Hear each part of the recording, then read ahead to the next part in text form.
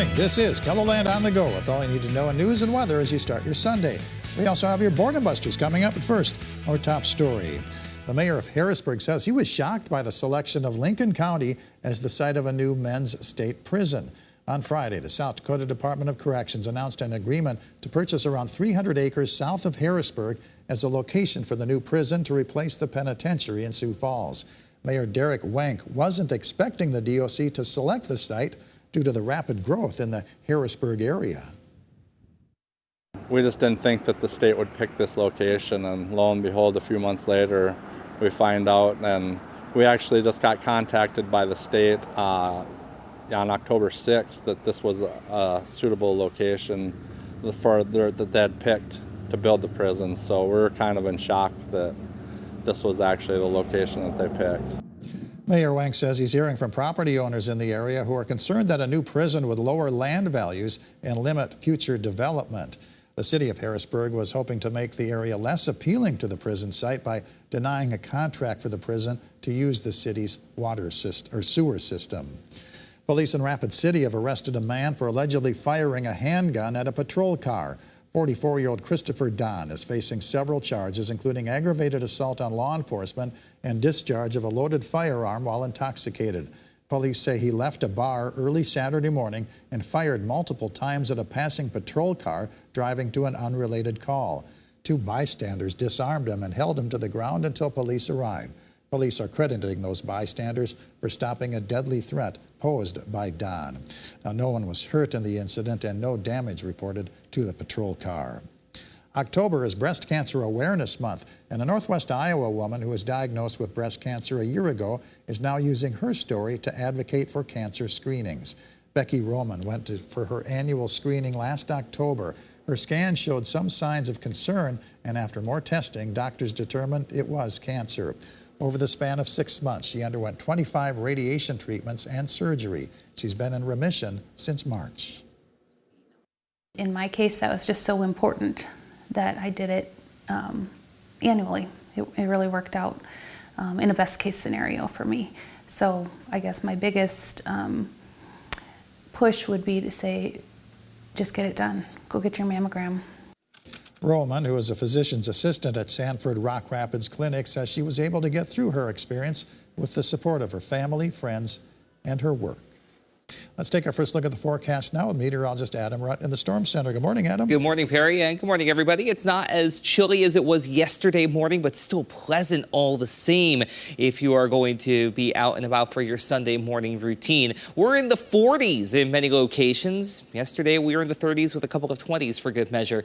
45 your number in Winter, as well as in Mitchell, 43 Aberdeen, 44 at the Capitol, 45 for Rapid City and Spearfish, 42 in Custer, but a couple of 30s out there. It can fill up at 39, 31 for Pine Ridge, 38 in Worthington, but 45 at the airport as we take a look at our Falls Park camera with the sun rising to the east with a northwest breeze, nice and light at 6 miles per hour. We do have that light breeze in place for now, but as we head through the afternoon, if you're East River, it is going to get a little bit breezy through the rest of your day, but that's the only blemish to an otherwise great day on our hands. We do have some cooler temperatures to talk about, including tomorrow for Native Americans Day. We'll talk about that and the rest of your 7-day forecast coming up.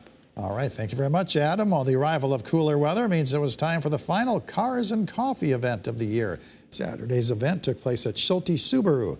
Families checking out the vehicles for sale could enjoy a warm cup of coffee and food, plus bounce houses for kids. Customers appreciate local car events like this. I love looking at cars. I've always been into cars. I came to the first one when there was like 12 cars, and now there's hundreds, and it's a really cool event. Customers say they're already excited for the Cars and Coffee events to return next year. The Black Hills Powwow wraps up today in Rapid City. Activities at the Summit Arena include a trade show starting at 11 o'clock Mountain Time and a Veterans Grand Entry at 12:30, followed by the Dancer Grand Entry at 1. Fall festival season features South Dakota-grown produce for sale at Amazing Acres Pumpkin Patch in Yankton from 10 to 6, Country Apple Orchard south of Sioux Falls from 10 to 6, Homestead Orchard in Parker from 1 to 5, Cherry Rock Farms in Brandon from 10 to 5, and Riverview Christmas Tree Farm near Canton from 10 to 6. The Stampede hockey team takes on the Tri-City Storm at the Denny Sanford Premier Center. The puck drops at 4:05.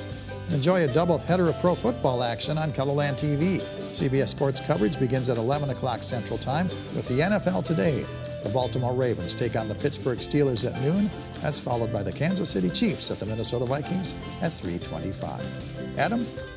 Well, it'll be a great day to be outside if you have the chance to do so. Cooler at first, so you will want the long sleeve shirt or the hoodie to start. But by the afternoon, you'll be fine with a t-shirt, with temperatures climbing toward and even a little bit above average for this time of year. Locally and regionally, we just don't have much of anything going on, so we don't have that to worry about. The closest to anything is out toward southeastern portions of Canada and Montreal, and even toward the easternmost parts of the Upper Peninsula in Michigan. Could see a couple of rain and snow showers out towards Sault Ste. Marie. But closer to home, really nothing happening here for the next couple of days, as we have really a lack of moisture to talk about. There's today, there's Monday, and there's Tuesday. Really, again, a whole lot of nothing going on. Once we hit the middle of the week, however, that's where things change, especially West River, as rain begins to build in more and more, even into Wednesday night. By Thursday, some of that pushes eastward, but you notice what the models are trying to do, or at least some of them are trying to do,